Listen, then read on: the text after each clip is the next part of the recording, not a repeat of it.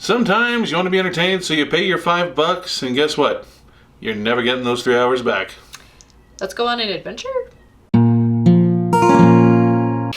and welcome to Capricious Conversations, and thank you for joining us today. Today we are going to kind of vent our frustrations about some massively disappointing movies. Massively disappointing. And I'm not just talking about a movie where you're like, wow, that wasn't really that good. Because, I've seen... My friends and I went to see BFG when it came out, and you know what? That one was not massively disappointing. It was a good film, but it was kind of like, Okay, yeah. Yeah, I mean, all right. It was all right. It wasn't massive, but there are some films where you're like really excited, and then it just is so bad. It all goes so terribly wrong. So terribly wrong. And so we are going to vent our frustrations to you about our top picks for massively disappointing movies. What we're going to start off with here is something that affects a lot of kind of different fandoms, and it's kind of, I'm going to call it the George Lucasification of Peter Jackson. Yes. And it kind of started with King Kong. It definitely started with King Kong. So King Kong, Peter Jackson does the Lord of the Rings movies. Which were good. They were, I would almost say great. There were a couple of things in each of them that I was like, But overall, really good job.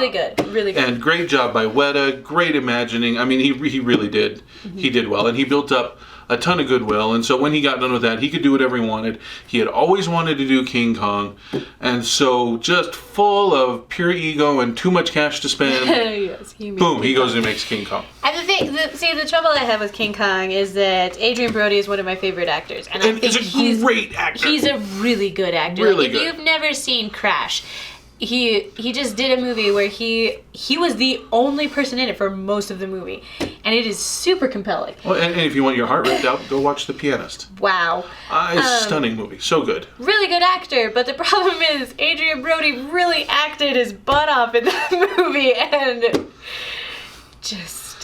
he did a great job, but it just wasn't quite enough. And there's things about it. The dialogue for Jack Black was awful. Oh, okay, so Jack Black is a particular kind of actor. He's a funny guy. I don't dislike Jack Black, but there's some things that Jack Black shouldn't do. Yes, and then being cast as the shyster movie man in this one was just it wasn't right. It was I think a poor choice in casting. So as we'll talk about elsewhere, Harrison Ford famously said, you can say these lines, but you can't act them. Adrien Brody did the best he could with what he was given, but let's visit some of the egregiousness of Peter Jackson's King Kong. First of all, we have the whole Skull Island thing. And admittedly, Peter Jackson was a horror film director. Yeah. But Skull Island was so over the top.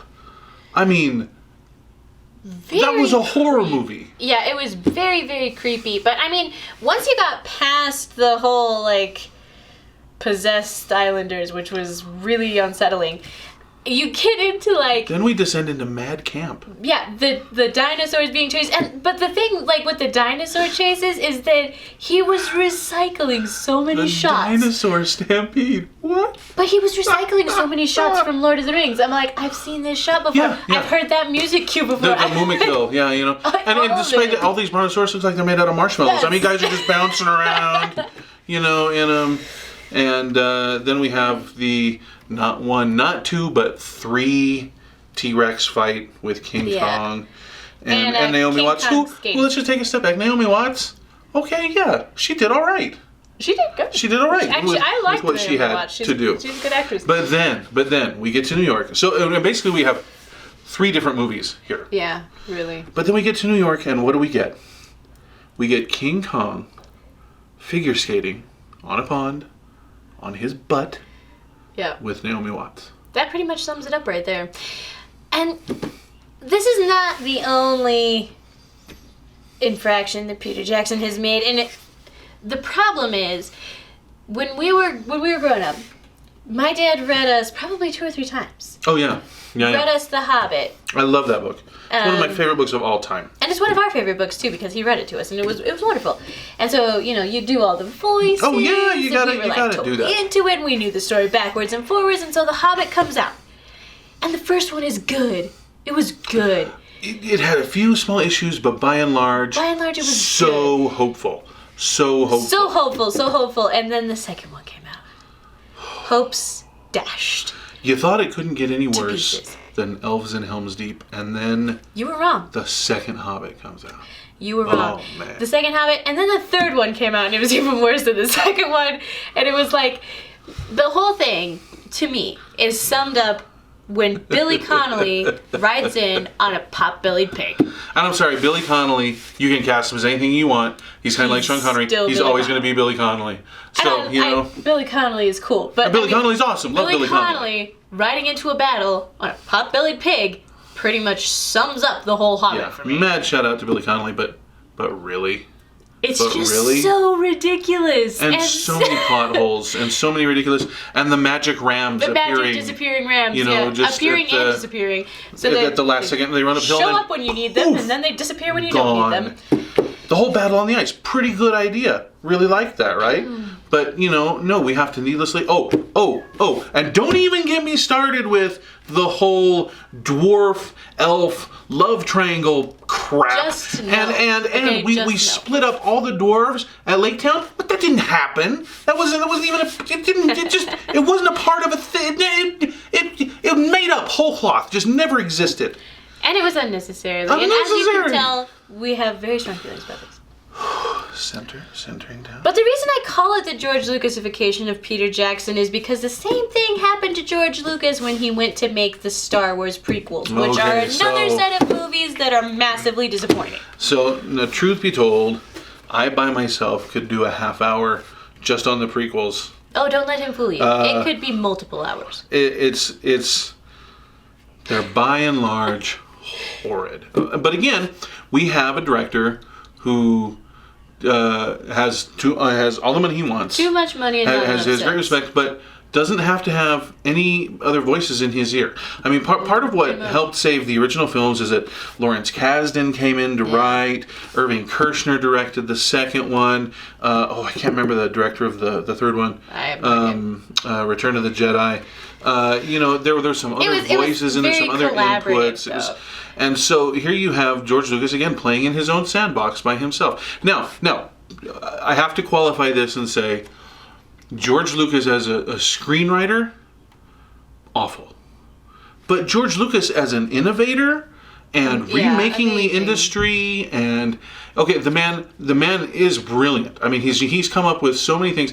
I mean, where would we be without Dolby? Everybody uses Dolby. Yeah. Where would we be without And, motion capture? like, you Everybody know, uses it. So THX brilliant. and all that but sort he of stuff. can't write his way out of a paper bag. He just can't. No, it's true. And the first Star Wars, like the old school Star Wars movies were super good, and then you get to the prequels, and the writing was just awful. Just terrible. And I mean, again, you have a movie where there's really good actors who just, I'm sorry, like Natalie Portman, who is an Academy Award winning actress, She's held her up like her own. an amateur on that. You're breaking my heart. And so that's... Mine too. Yeah, mine too. Yeah. And so, you know what? It was just terrible. It was... Just... We'll never get that time back. And, there's I've always said, one day I'm going to meet Peter Jackson. And, I'm looking forward to meeting the guy. And I'll shake his hand and I'll say, thank you for Lord of the Rings. And then I'll slap him across the face. And I'll say, give me back my money for King Kong. And then I'll shake his hand for The Hobbit. And then I'll punch him for the other two. And he'll deserve everything. And he'll understand. He'll totally understand. I thought my biggest qualm with Peter Jackson would be Elves in Helm's Deep, because you just can't kill Celeborn like that, okay? It's not cool. Well, and again, something made up of whole cloth because it dramatized the story. You know what? Listen, Tolkien was a genius. You don't need to dramatize his stuff. Truth. But I thought that was going to be my biggest qualm, and then the other two Hobbit movies came out, and I was wrong. Yeah. But there are other movies, too, that are massively disappointing to me. Like, I really enjoyed the first Pirates of the Caribbean. I'm also, So good. growing up, my grandparents took us to Disney World a couple of times, so, on the actual ride. And I loved those little, geeky ride callbacks that they had in the first one. And the story was so original. I mean, it really came out of was, nowhere. and it was good. Original story, good stuff. Johnny Depp, Revelation, Orlando Bloom, who knew he could act when pretty he well. wasn't being an elf. Yeah. And in that movie, he did great. The story was good. It moved along at a good pace. There was enough twists and turns with Captain Jack and Barbossa. Really. Yeah, the really scenery excellently was really done. beautiful. And then you get to And Stranger Tides. No, not Stranger Tides. Sorry, At World's End. And for some reason, like, okay, I am the type of person where if I start a movie, I have to finish it. I have to stay up and finish it. It's true. just the way it is. It's true. It doesn't even matter how late we start it. There was one time we started a movie and I was up until like 5:30 because I had to finish this movie. It was like 5:30 in the morning. Those of you who feel us, you feel us. But for some reason, I cannot stay awake during Stranger Tides. I have tried like 4 or 5 times to watch that movie. I fall asleep every single time, and I don't know. Yeah. I'm like, that's how bad this movie is. I cannot stay awake. And then they just didn't get better. They just kept getting worse and worse. And eventually, you get to a Pirates of the Caribbean movie that, as far as I know, and I have to look this up, but I think 8 people have seen it. You know, it's got Johnny Depp in it, but Penelope Cruz, seen it. and I don't even know what the plot is. When I couldn't make it through on Stranger Tides, then I figured, at World's End, then I figured, I just probably won't even try with the next ones. And so this is what I was like. This isn't the George Lucasification of movies. This is the Wachowskiism of movies. So you have The Matrix, which comes out, and it's a great movie. Yeah. Great movie. But then the studio wants 2 more. Or 3 more. And the studio really pushes, and so you have these writers. I think the Wachowskis spent, 10 or 11 years on the first Matrix. No And all of a sudden, in 18 months, they've got to come up with 2 more. Gore Verbinski sits on this idea for years and years, writes a great movie, and then, boom, the studio, Disney comes in and says, look, this makes money for us, we want money, make 2 more. He makes 2 more, and they don't have the time. And they don't have the story, and they're not good. They're just not good. Studios, let the authors make what they're going to make. Don't push for, you're going to make your money. I mean, somebody's going to make a Captain America. Somebody's going to make a Pirates of the Caribbean. Let them do that. Don't keep pushing for sequels all the time. Well, and see, the thing is, though, that with Captain America, the sequels have been just as good. Stellar. As the first one. This is kind of like Pixar. You wonder how long they can keep this run up because they've just been excellent. They've been every stellar. Avengers movie, like Iron Man, Captain America, all of the Thor movies, they have all been good. Yeah. And it's it's kind of surprising because you expect at some point, honestly, after The Hobbit and after Star Wars and after, the Pirates of the Caribbean fiasco, I was really concerned for the sequels of all of the Marvel movies. Right.